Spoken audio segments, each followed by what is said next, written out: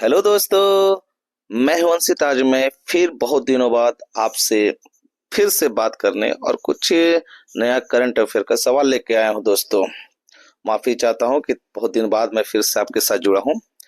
चलिए आज फिर से करंट अफेयर का कुछ इम्पोर्टेंस क्वेश्चन पे नजर डालते हैं। तो उससे पहले दोस्तों मैं कुछ कहना चाहूंगा।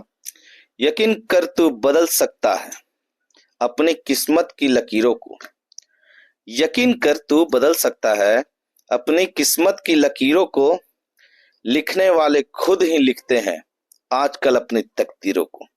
तो दोस्तों, इसी को ध्यान में रखते हुए आप लोग अपना किस्मत लिखिए। और चलिए आज का पहला क्वेश्चन हम देखते हैं। तो दोस्तों, पहला सवाल जो है वह है, भारत का पहला समुद्र के ऊपर बना कांच का पुल किस स्थान पर उद्घाटित किया गया या उद्घाटन किया गया। तो दोस्तों, इसका सही जवाब है ऑप्शन बी, कन्याकुमारी। भारत का पहला समुद्र के ऊपर बना कांच का पुल 30 दिसंबर 2024 को तमिलनाडु के कन्याकुमारी में मुख्यमंत्री के स्टालिन द्वारा उद्घाटित किया गया। तो दोस्तों, इसका सही जवाब है कन्याकुमारी। चलिए सेकंड क्वेश्चन पे चलते हैं। सेकंड क्वेश्चन क्या कहता है दोस्तों? क्वेश्चन ये है, 67वें राष्ट्रीय शॉटगन चैंपियनशिप 2024 में पुरुषों के 10 मीटर एयर पिस्टल फाइनल का खिताब किसने जीता या विजेता कौन था? तो सही जवाब है दोस्तों वरुण तोमर। वरुण तोमर 2024 में भारतीय सेना के वरुण तोमर ने 5 जनवरी 2025 को नई दिल्ली के डॉक्टर करनी सिंह शूटिंग रेंज में पुरुष के 10 मीटर एयर पिस्टल फाइनल्स जीतकर राष्ट्रीय शॉटगन चैंपियनशिप का खिताब जीता। तो दोस्तों, सही जवाब है इसका वरुण तोमर, ऑप्शन बी। चलिए दोस्तों देखते हैं तीसरा सवाल क्या है। तीसरा सवाल है दोस्तों, 42वें भारत फ्रांस नौसेना अभ्यास वरुण में भाग लेने के लिए 2025 में गोवा पहुंची फ्रांसीसी नौसेना का परमाणु प्रेरित विमान वाहक पोत का क्या नाम है? तो दोस्तों, इसका सही जवाब है चार्ल्स डे गॉल।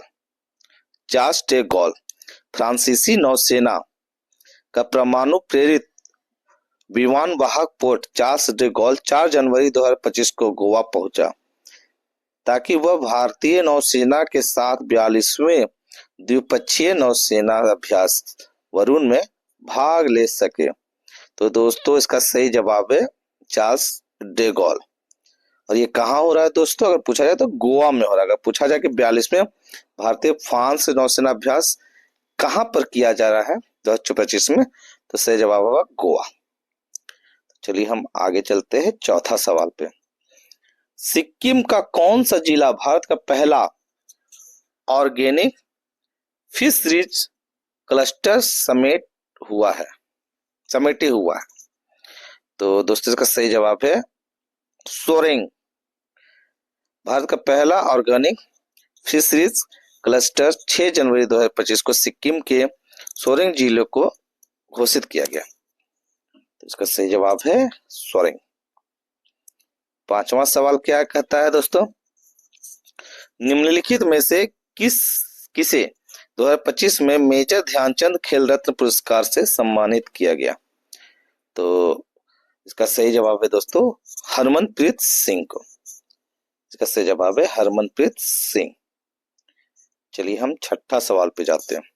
दोस्तों, इस वीडियो बनाने में थोड़ा बहुत मेहनत लगता है और समय भी लगता है और काफी दिनों बाद मैं आया हूं। दोस्तों, आप लोगों का सपोर्ट चाहिए। दोस्तों, हमारे वीडियो को आप लोग अगर देखते हैं तो लाइक कमेंट जरूर कर दे और हो सकता है तो सब्सक्राइब कर दे दोस्तों, इससे हमें हौसला मिलता है। मैं कुछ बातें कहूंगा। मंजिल तो मिल जाएगी भटकते ही सही। मंजिल तो मिल जाएगी भटकते ही सही, गुमराह तो वो है जो घर से निकलते ही नहीं। दोस्तों, मैं कुछ वीडियो बना रहा हूँ जो आप लोगों के लिए ही है। मैं कोशिश कर रहा हूँ कि आप लोगों तक मैं पहुंचूं सोशल मीडिया के जरिए। तो दोस्तों, हमारे इस चैनल को लाइक कमेंट सब्सक्राइब जरूर कर दे। तो चलिए हम आगे बढ़ते हैं। ऑप्शन क्वेश्चन 6 है, डी गुकेश को 2025 में खेल रत्न पुरस्कार किस खेल के लिए दिया गया? तो इसका सही जवाब है दोस्तों शतरंज, जो हाल ही में दिया गया दोस्तों, आप जानते हैं। 7वां सवाल है 2025 में द्रोणाचार्य पुरस्कार प्राप्त करने वाले अरमांडो एग्नेलो कोलाको किस खेल के कोच है? तो नाम थोड़ा टेढ़ा है दोस्तों, इसको याद आप कर लें। अरमांडो एग्नेलो कोलाको, ये जो है दोस्तों फुटबॉल के कोच हैं, जिन्हें 2025 द्रोणाचार्य पुरस्कार प्राप्त किया। चलिए दोस्तों अगला सवाल 8वां सवाल पे देखते हैं। वेब 2025 शिखर सम्मेलन 5 से 9 फरवरी 2025 के बीच भारत में कहाँ आयोजित होगा? तो इसका सही जवाब है दोस्तों भारत मंडपम नई दिल्ली। इसका आयोजन भारत मंडपम नई दिल्ली। और वेब WAVES वेब्स, इसका फुल फॉर्म क्या होता है दोस्तों? पूरा फुल फॉर्म है world audio visual entertainment summit 2025। कहाँ होगा दोस्तों? भारत मंडपम में। चलिए दोस्तों अगला 9वां सवाल देखते हैं। हेमंत मुद्रप्पा ने किस खेल में 15 राष्ट्रीय खिताब जीतने वाले पहले एथलेटिक बनने का रिकॉर्ड बनाया? तो इसका सही जवाब है दोस्तों मोटरसाइकिल ड्रैग रेसिंग। हेमंत मुद्रप्पा ने 29 दिसंबर 2024 को मद्रास इंटरनेशनल सर्किट में आयोजित FMSC भारतीय राष्ट्रीय मोटरसाइकिल ड्रैग रेसिंग चैंपियन 2024 के चौथे और अंतिम राउंड में अपना 15वां राष्ट्रीय खिताब जीता।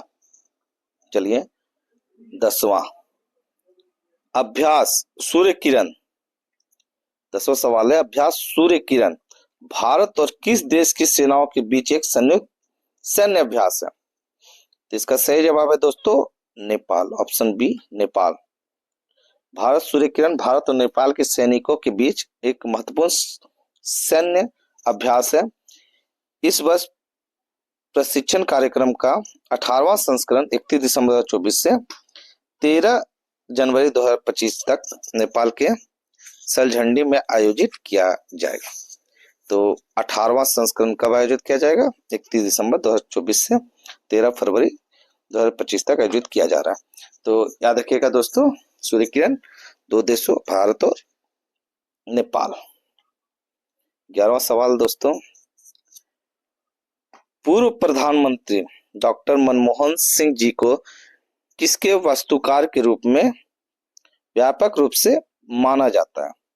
जानते हैं दोस्तों हाल ही में पूर्व प्रधानमंत्री डॉक्टर मनमोहन सिंह जी का देहांत हो गया है, भगवान उनकी आत्मा को शांति दे।